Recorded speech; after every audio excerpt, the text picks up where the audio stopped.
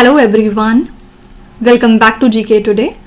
This is Nuzhat Sana and in this video we'll be doing the current affairs for 27th of August 2024. So now let's start with the session.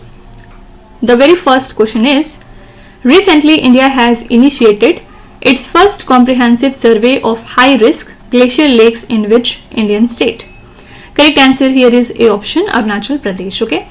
So India launched its first survey of high-risk glacial lakes in Tawang as well as in Dibang Valley of Arunachal Pradesh, and this initiative follows a glacial lake outburst flood in Sikkim's South Lonak Lake last October, right? It is led by National Disaster Management Authority. It is a part of National Glacial Lake Outburst Flood Mission, and the survey aims to examine the risk and feasibility for early warning system as well as some other preventive measures. Basically, it will evaluate the lake accessibility, geo coordinates, the elevation boundaries and the land use patterns to install the early warning system and the weather station. Fine. So India has launched its first comprehensive survey of high-risk glacial lakes in the state of Arunachal Pradesh. Now, if we talk about Arunachal Pradesh, which river is known as the lifeline of Arunachal Pradesh? So this is the Brahmaputra river, and a very famous festival is celebrated in the state of Arunachal Pradesh by a tribe named as Adi tribe. Okay. Now talking about the glacial lake outburst flood, means GLOF, the primary cause of glacial lake outburst flood is sudden release of water from glacial lakes due to dam failure. And which region is the most vulnerable region to the glacial lake outburst floods globally? So these are the Himalayan region. What technology is used for early warning systems in this type of flood? So remote sensing and satellite imagery is very helpful in this type of cases. Okay. Talking about the National Disaster Management Authority, when was the National Disaster Management Authority established in India? So it was established in 2005. And who's the ex-officio chairperson of NDMA? So this is our Prime Minister. Fine. And what is the primary legislation governing NDMA in India? So that is the Disaster Management Act of 2005. Okay. Talking about the state Sikkim, what is a famous UNESCO World Heritage Site that is located in Sikkim? It is the Kanchenjunga National Park, and the highest peak of Sikkim is Kanchenjunga. Fine. Moving to the next question. What is the theme of the first National Space Day? Basically, India has celebrated its first National Space Day on 23rd of August 2024, and this day marks the successful landing of Chandrayaan-3 Vikram lander on the moon's southern polar region. Also, don't forget that India is the first country to land in this uncharted region and the fourth overall country to achieve a lunar landing. And the theme for the celebration is Touching Lives While Touching the Moon, India's Space Saga. Two things are important. This is the first edition of National Space Day, which is celebrated on 23rd of August. And this year the theme is Touching Lives While Touching the Moon, India's Space Saga. Right? Now, if we talk about the India's National Space Program, which Indian organization manages the country's space program? Obviously, it is ISRO, and the full form is the Indian Space Research Organization. And who is considered as the father of India's space program? This is Vikram Sarabhai, right? And in which year was the ISRO established? It was established in the year 1969. Talking about Chandrayaan-3, what was the objective of Chandrayaan-3? So, basic objective was to execute a soft landing on the moon. And which two craters are prominent in the moon's southern polar region? These are the Shoemaker and the Faustini craters. And what is the significant about the moon's south pole in terms of sunlight? So basically it has areas in the near constant sunlight and near constant darkness. One question that is very important is, what element is believed to be abundant in the moon's south pole? So this is water ice and formula is H2O. Okay. Now talking about some lunar landings, which was the first successful manned lunar landing mission? So it was Apollo 11, right? And who was the first human to land on the moon? So it was Neil Armstrong, fine? And he achieved this feat in the year 1969. Now moving to the next question. Recently, which ministry organized the World Audio Visual and Entertainment Summit WAVES that was recently seen in the news? Correct answer here is Ministry of Information and Broadcasting. They have launched 25 challenges for Create in India Challenge Season 1 for the World Audiovisual and Entertainment Summit that is to be held in New Delhi. And WAVES is a platform for collaboration, innovation and discussion in the media and entertainment industry. Basically, its goal include boosting India's creator economy, making India an attractive investment destination, and adapting to the new industry trends.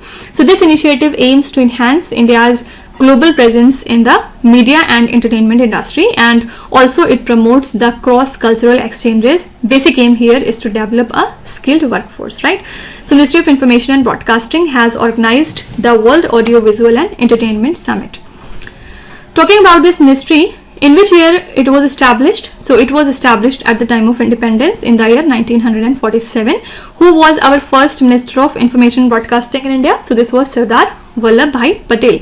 And which body operates under the Ministry of Information and Broadcasting to regulate the television content in India? So that is CBFC, means Central Board of Film Certification. Okay, and CBFC basically regulates the public exhibition of films, and it ensures the films meet the content guidelines. Okay, now if we see some questions regarding the WAVE Summit, in which year was the inaugural WAVE Summit held? So it was first time held in 2023. And what is the basic purpose of the WAVE Summit besides boosting India's creator economy? So basic aim is to promote cross-cultural exchanges. Okay, now another important question is, which Indian city is often referred to as the entertainment capital due to its booming film industry? Don't forget that Mumbai is the entertainment capital of India. Okay, and which sector within the media and entertainment industry is estimated to grow the fastest by 2025 in India? So this is the digital media. Okay, moving to the next question. Anakapalli region, recently seen in the news due to chemical disaster, is located in which Indian state? This region lies in the state of Andhra Pradesh. Why it came into news? Because a fire was caused by a reactor blast at the Essentia Advanced Sciences in Andhra Pradesh in its special economic zone, which led to at least 17 deaths and 20 injuries. Fine. And this disaster was triggered by a fire in a leaked solvent at the pharmaceutical company. Also, these days India is very much vulnerable to the chemical disasters, with around 1861 major accident hazard units and many other hazardous factories. Also, MAH units pose significant risk of major incidents.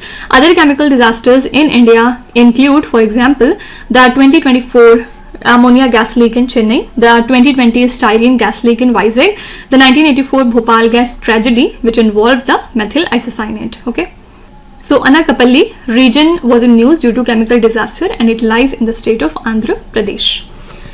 Now, apart from it, regarding Bhopal gas tragedy, there is a very famous question that what was the primary cause of this tragedy? So primary reason was methyl isocyanate leak. Okay, now talking about the solvent leaks, what kind of disaster can a solvent leak typically cause? So it can cause fire. Okay, and name a common solvent that can be hazardous if leaked in industrial setting. So that is the benzene. Okay, now talking about the pharmaceutical industries in India, which Indian state is home to the Essentia Advanced Sciences pharmaceutical company? You can be asked about its location as well. Correct answer here is Andhra Pradesh state, right? And what is the main risk that was associated with the pharmaceutical company similar to Essentia Advanced Sciences? This is the chemical disaster. Okay, moving to the next question. What is the primary objective of the Joint-Consultative-Machinery recently seen in the news?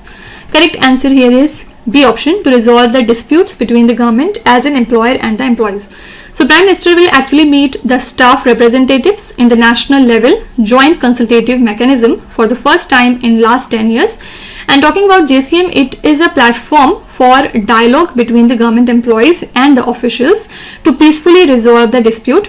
It was introduced in the year 1966, and basic aim here is to promote harmonious relations and the cooperation between the central government and its employees.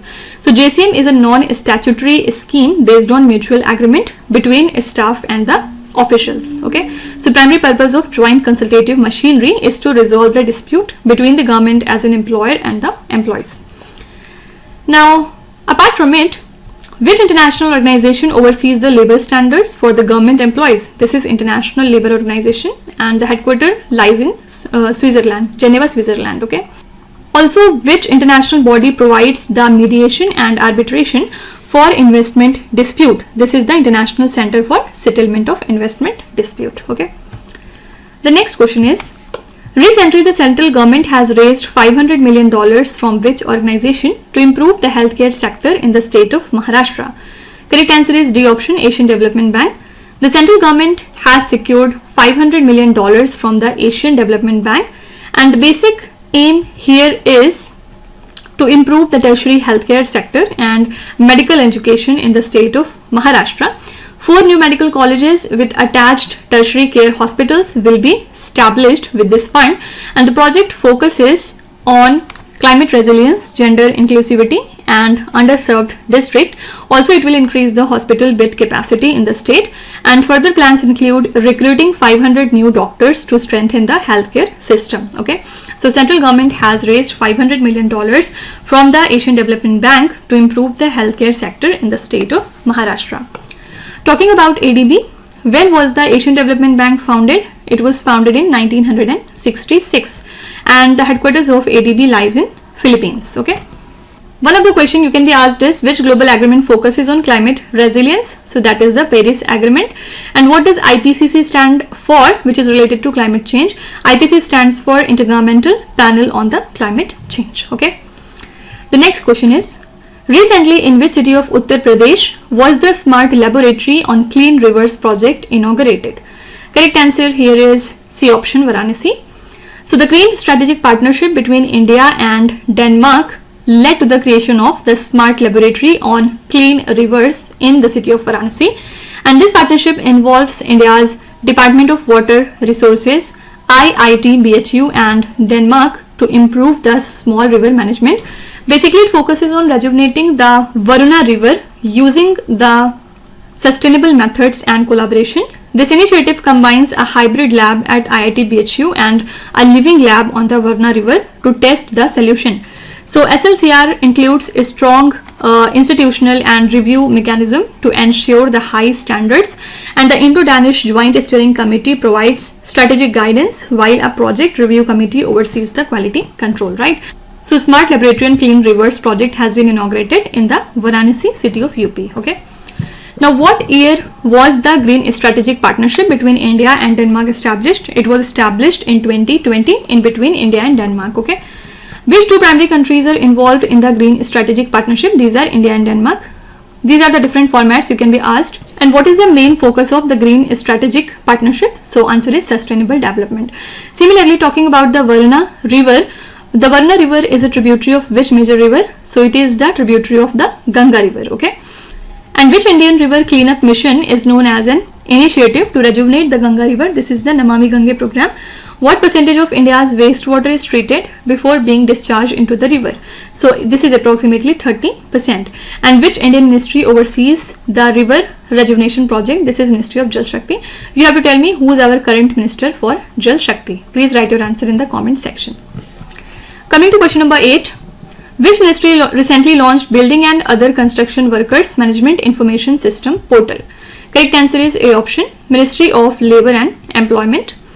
Ministry of Labour and Employment launched the Building and Other Construction Workers Management Information System portal for the construction workers to register for various scheme benefit. And this portal was unveiled during a meeting that was led by Labour Secretary Sumita Davra. Okay, so it will centralize the data from state welfare boards. Also, states and union territories were instructed to register on the portal and update details on fund usage and worker registration. Currently, around 57 million workers are registered with these type of boards, with a total size of around $1.15 trillion, and over 66,000 crore rupees have been spent on the welfare schemes for these workers. Okay, so Ministry of Labour and Employment has recently launched the Building and Other Construction Workers Management Information System portal. Talking about this ministry, in which year was this ministry established in India? Answer is 1946. And what is the primary purpose of the Building and Other Construction Workers Act of 1996? Basic aim is welfare and safety of construction workers. Under which Indian ministry does this system operate? Correct answer is Ministry of Labour and Employment. What is the minimum number of workers required for a construction site to be covered under Building and Other Construction Workers legislation? So number is 10. Okay, 10 workers are needed. Now moving to the next question. India has recently approved the exports of an additional 251 megawatt power from which country? Correct answer here is Nepal. So India has approved an additional 251 megawatt of power export from 12 hydropower projects in Nepal, raising total exports to 941 megawatt. So Nepal will export power to the state Bihar for the first time under a medium-term agreement, and Nepal became a net electricity exporter in the last fiscal year, and Nepal's power exports to India grew from 39 megawatt in 2021 to over 941 megawatt in less than 3 years. So agreements with Indian states like Haryana and Bihar support the Nepal's export. Also a long-term agreement aims for 10,000 megawatt exports from Nepal to India in the next decade. Okay. Talking about hydropower electricity, first of all, which country has the highest installed hydropower capacity in the world? This is the country China. What is the name of the largest hydroelectric power station in the world by installed capacity? This is the Three Gorges Dam that lies in the Yangtze River in the country China. Okay. And which international organization primarily focuses on the development of hydropower globally? It is the International Hydropower Association. Talking about the electrical export, which country is the largest exporter of electricity in the world? So that is the country France. And what technology is used to transmit electricity over long distances? So high voltage direct current is used to transmit the electricity over the long distances. Now coming to the last question. Karowe-Diamond-Mine, recently seen in the news, is located in which country? This diamond mine lies in the country Botswana. Why it came into news? Because a 2,492 carats diamond, which is the second largest ever found, was discovered in this mine that lies in the country Botswana by Lucara Diamonds. Okay, so this diamond is second only to the 3,106 carat diamond that was found in South Africa over a century ago. And talking about Botswana, Botswana is a major diamond producer, with the industry contributing 30% of its GDP and 80% of its export. Advanced X-ray transmission technology was used to unearth the diamond, preserving its size and quality, and the diamond still needs to be fully examined to determine its quality and potential for high value gems. Okay, so correct answer here is C option, Botswana. Karowe-Diamond-Mine lies in Botswana. Why it came into news? Because here the second largest diamond has been found. Okay. Now talking about diamond, what chemical element is a diamond entirely composed of? So diamond is made of carbon. Okay. And which country is the biggest producer of diamonds by volume? This is the country Russia. Talking about the country Botswana, what is the capital city of Botswana? This is the Gaborone. Which desert is partially found in Botswana? So this is the Kalahari Desert. Okay. Now these are the important current affairs for today, and now we'll be moving to the revision portion. And which are the three topics that we would be covering today in our revision slide? The first one would be important days and events, second would be sports current affairs, and the third would be science and technology current affairs. Okay, let's move to the first slide of revision portion. The first one is the important days and events. Which day is celebrated as National Handloom Day every year? National Handloom Day is celebrated on 7th of August every year. On which day the National Startup Day observed in India? It is celebrated every year on 16th of January. What is the theme for World Food Safety Day 2024? It is the prepare for the unexpected. And when do we celebrate the World Food Safety Day? So every year it is celebrated on 7th of June. Okay. Where was the Center for Excellence in Nutritional Supplements Testing for a Sportsperson inaugurated? This center was inaugurated in Gandhinagar in the state of Gujarat. What was the theme of 20th National Good Governance Webinar Series for 2023 to 24? Answer is Promoting Excellence in Sports and Wellness through Khelo India scheme. When is the International Day for the Abolition of Slavery observed? It is observed every year on 2nd of December. What is the theme for International Day of United Nations Peacekeepers 2024? Correct answer here is Fit for the Future, Building Better Together. It is observed annually on 29th of May. Okay. Now moving to the second category, and it would be our sports current affairs MCQs. Ashwini Ponappa and Tanisha Crasto, who were seen in the news, play which sport? Both of these players are associated with badminton. Bindya Rani Devi, who was recently seen in the news, belongs to which sport? Bindya Rani Devi is a weightlifter. Jonathan Christie, who recently won his first Asian Badminton Championship, belongs to which country? He is from Indonesia. David Warner, who has retired from One Day International and Test cricket, is a player from which country? David Warner is a player from Australia. Recently, who won the FIDE Under 20 Girls World Chess Championship 2024? Winner was Divya Deshmukh. Which institute recently unveiled the plans to use technology to enhance India's chess capabilities? This is IIT Madras. Don't forget that IIT Madras has also opened their first ever outside India campus in Zanzibar in the country Tanzania. Which two Indian players recently won the Thailand Open 2024 badminton men's doubles title? These are Satvik Siraj Rankireddy and Chirag Shetty. Okay. Now moving to the third slide, and it would be Science and Technology Current Affairs. Recently, Prime Minister of India launched the country's first indigenous green hydrogen fuel cell inland waterway vessel in which Indian state? Indian Prime Minister has launched it in the state of Tamil Nadu. Which one of the following describes the 30 Doradus B that was recently seen in the news? It is a kind of a supernova remnant. What is the nickname given to the geological phenomena of missing sections in the Earth's crust now explained by the glacial erosion? The nickname for this is the Great Unconformity. Okay. What is the name of the ChatGPT style service which is recently launched by the Reliance Industries Group? Correct answer is Hanuman. What is the primary objective of the Joint-Consultative-Machinery recently seen in the news? Just we have talked about it. Basic purpose is to dissolve the disputes between the government as an employer and the employees. Recently, which IIT has developed Brahma 2D model to understand the complex flow patterns of the large braided rivers like Brahmaputra? This is IIT Guwahati. What is Listeria or Listeria monocytogenes recently seen in the news? It is basically a bacteria. Fine. So this is all about today's session. I hope you have liked it. Also, these questions are part of our daily 20 MCQ series on JKToday Android application. So if you want the PDF of this lecture, you can subscribe to that course. Now in the last slide, I am giving you some homework, and it would be the questions from summits and conferences. Means there are some questions for which you have to write the venue. Fine. So please try to attempt the questions and write your answer in the comment section. Now we'll be meeting tomorrow with some more new current affairs. Till then, stay tuned. Thank you so much for watching, and please do not forget to subscribe to GK Today. With this, Binu Zahadsana signing off.